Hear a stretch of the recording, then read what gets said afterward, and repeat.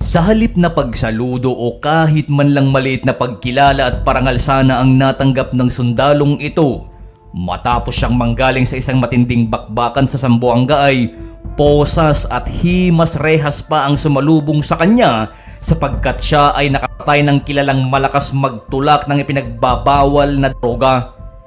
Mga kaibigan, siya si Sergeant Darwin Aurelio, isang scout ranger, subalit ikinulong sa 13 Martires, Cavite noong 2017 dahil nga napatay nito ang isang nagngangalang alias Botchoy na kilala sa Cavite bilang isang salot o drug lord sa kanilang lugar. Ayon sa kwento ng kapatid ni Sergeant Darwin Aurelio ay kagagaling lang daw ng sundalo noon sa Zamboanga at naisipan niyang bisitahin at kamustahin ang buo nitong pamilya sa Cavite. Kinagabihan noong siya ay umuwi ay binalak ng sundalo na puntahan ang kumpare nito na nasa isang lugar din sa Cavite. Subalit sa hindi inaasahang pagkakataon, habang siya ay naglalakad ay nakasalubong nito ang kapatid na babae ng isa niyang kaibigan. Panandalian umano silang nag-usap pero bigla silang nilapitan ng isang nagngangalang Albert Pega o mas kilala sa lugar sa alias na Botchoy. Si alias Botchoy ay talaga umanong siga sa kanilang lugar at kilala bilang drug lord doon. Marami nga daw ang takot sa kanya sapagkat sa tuwing nalalasing umano ito ay bigla-bigla na lamang niyang pinapaputok ang kanyang daladalang baril. May mga napatay na nga umano ito doon at may isang pagkakataon pa na muntik niya ring mapatay ang isang buntis na babae. Nagkaroon lang umano ng galit si alias Botchoy sa pamilya ni Sergeant Darwin Aurelio sapagkat ilang beses na tumanggi ang sundalo sa alok ni Botchoy na isali siya sa isang samahan of fraternity. Simula nung araw na yon, kapag wala si Sergeant Darwin Aurelio o kung kaya naman ay nasa trabaho ito ay palagi na lamang umanong hinaharas ni Botchoy at ng kanyang mga kasama ang pamilya ng sundalo. Kapag nalalasing daw siya ay iwinawas-iwas niya ang kanyang dalang baril sa harap mismo ng kanilang bahay. Kaya naman dito sila natakot o nangamba noon sa mga posibleng mangyari dahil sa mga pinaggagawa ni Botchoy. Dahil dito ay makailang ulit na daw silang nagsumbong sa mga pulis subalit ang masaklap ay hindi naman daw sila pinapakinggan ng mga otoridad at ang lagi daw nilang sinasabi ay wala pa namang nangyayari. Hanggang sa noong mag-cross nga ang landas ni na Sergeant Darwin Aurelio at alias Botchoy ay sa hindi inaasahang pagkakataon ay naganap din ang isang masamang pangyayari. Sa pagpapatuloy ng kwento kanina, habang kausap nga ni Sergeant Darwin Aurelio ang kapatid na babae ng kanyang kaibigan na may pangalang Shane ay nakita umano siya ni alias Botchoy. Agad nitong nilapitan si Sergeant Darwin Aurelio subalit hindi ito napansin ng sundalo dahil sa nakatalikod umano ito. Dahil dyan ay kaagad na itinutok ni alias Botchoy ang isang baril sa likod ng ulo mismo ng sundalo.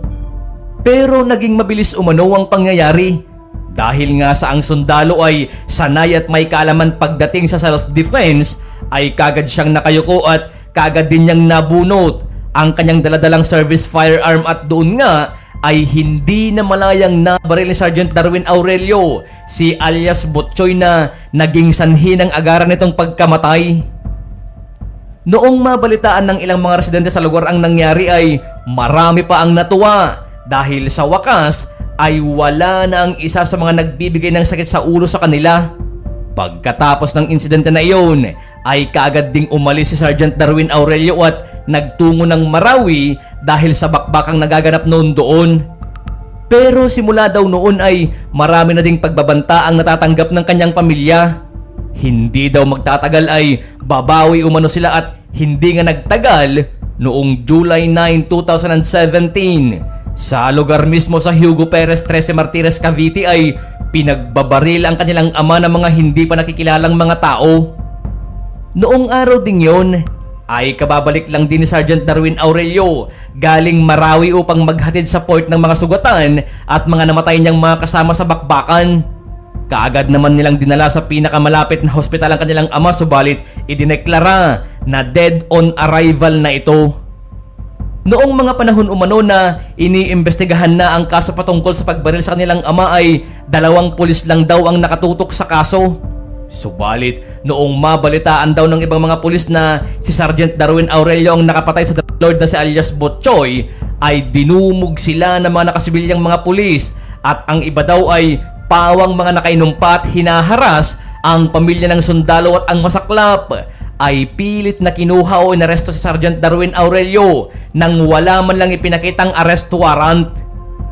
Dahil sa takot ay kaagad namang sumunod ang pamilya ng sundalo sa presinto ng 13 Martires, Cavite. Pero hanggang doon daw ay may mga pulis pa rin na nanghaharas sa kanila. Meron din daw mga sumusunod sa kanilang 4 na nakamotor at pilit silang pinapauwi at hayaan na lang daw na maiwan ang sundalo sa presinto, pero nagmatigas ang kanyang pamilya dahil nga sa wala naman daw silang warrant na may pakita para tuluyang ikulong ang sundalo. Dahil pa sa nangyaring panghaharas ay nagkaroon ng galos ang noo at tenga at namagarin ang kamay ng ina ni Sergeant Darwin Aurelio. Subalit kahit anong gawin daw nilang pagmamatigas na huwag ikulong ang sundalo ay wala pa rin silang nagawa. Pero noong mabalitaan naman ng mga kapwa sundalo ni Sergeant Darwin Aurelio ang nangyari, lalo na ang chairman ng Scout Ranger Alumni Association na si Colonel Dennis Eclarin, ay kagad siyang gumawa ng mga hakbang para matulungan ang kanilang kabady. Nakarating din mismo ang problemang ito sa programa ni Idol Raffy Tulfo sa TV5 at tumulong din siya na gumawa ng aksyon para maresolba ang problemang ito. Subalit sa kasamaang palad ay umabot pa sa 5 buwang pagkakapit sa bilangguan ang kawawang sundalo bago ito pinalaya. Pero kahit na ganun pa man, ay laking pasasalamat pa rin ng kanyang asawa sa mga taong sumuporta at naniwala na mali ang naging desisyon ng mga kapulisan. Taos puso ding nagpapasalamat ang asawa ni Sergeant Darwin Aurelio kay Colonel Dennis Eclarin dahil hindi talaga siya tumigil na malutas ang kasong ito. At noong mag-trending ang isyong ito ay marami sa ating mga kababayan ang nagsasabing baka ang mga pulis na humuli sa kanya ay kasamahan ng Lord na napatay ng sundalo, kaya naman ganun na lang sila kung mag-react. Ikaw kaibigan, naniniwala ka din ba?